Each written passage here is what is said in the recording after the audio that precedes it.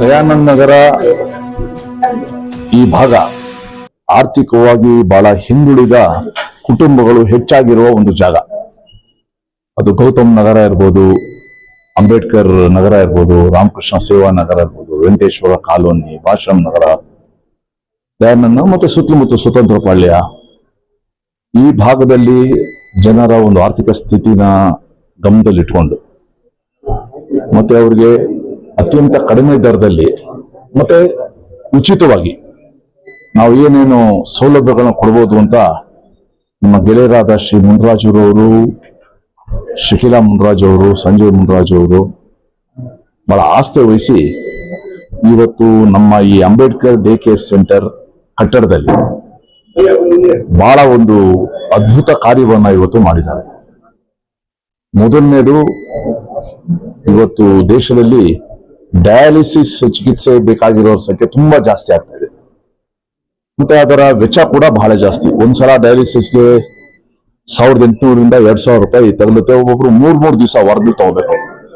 So ಸಂಪೂರ್ಣ ಉಚಿತವಾಗಿ dialysis ಕೊಡುವ ಒಂದು ಕಾರ್ಯನ ಇವತ್ತು ಇಲ್ಲಿ ಪ್ರಾರಂಭಿಸಿದ್ದಾರೆ.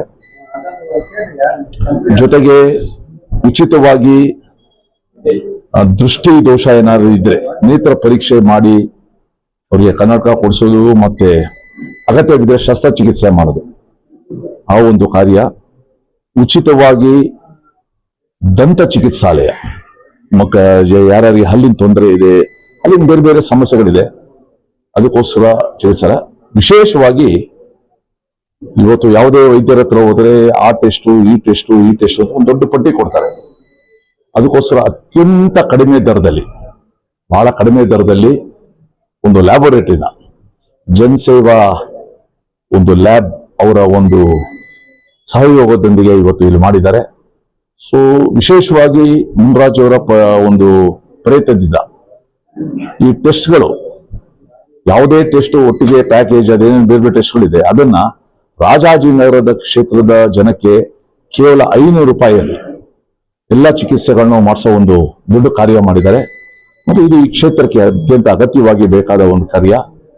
ಮತ್ತೆ ಇಲ್ಲಿ ನಾವೆಲ್ಲ ಬಾಬಾ ಸಾಹೇಬ್ ಅಂಬೇಡ್ಕರ್ ಅವ್ರನ್ನ ಯಾವತ್ತೂ ಕೂಡ ನೆನೆಸ್ಕೊಳ್ಬೇಕು. ದೇಶಕ್ಕೆ ಸಂವಿಧಾನ ಕೊಟ್ಟ ಮಹಾನ್ ಮೇಧಾವಿ, ಅವರ ಪರಿಶ್ರಮದಿಂದ ಇವತ್ತು ನಾವು ಸಂವಿಧಾನವನ್ನು ನೋಡಿದ್ದೀವಿ.